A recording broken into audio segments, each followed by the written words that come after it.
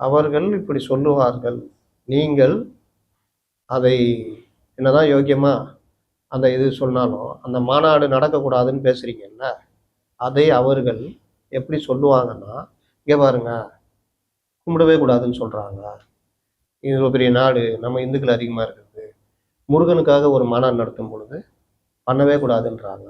இப்படியெல்லாம் சொல்லுவார்கள் என்று நான் சொல்லுகிறேன். புரியுதா?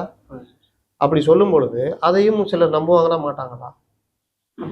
அப்போ நான் முதல்ல சொன்னேனே, அந்த பிரச்சாரம் பண்ணீங்கன்னா, அவன் போறவன் கூட ஆமாய்யா சொன்னாரு கரெக்ட்யா. இங்க பாரு இத வச்சு இது பண்றாங்க. அதுக்கு இல்லப்பா, நான் முருகன கும்பிட வந்தேன்ப்பா, வரேன்பா. தேங்காய் பை ஏதாவது குடுக்குறியா? குடுப்பா. வாங்கிட்டு வந்துருவாங்க.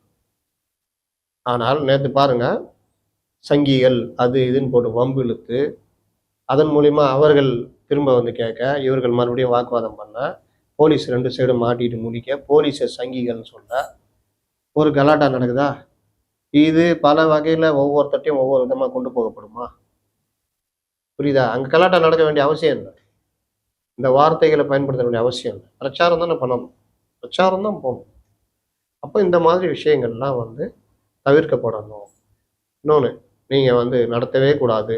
இது தவறுன்னு திமுக தரப்புலாம் சொல்றாங்க. நீங்க ஏன் நடத்துனீங்க?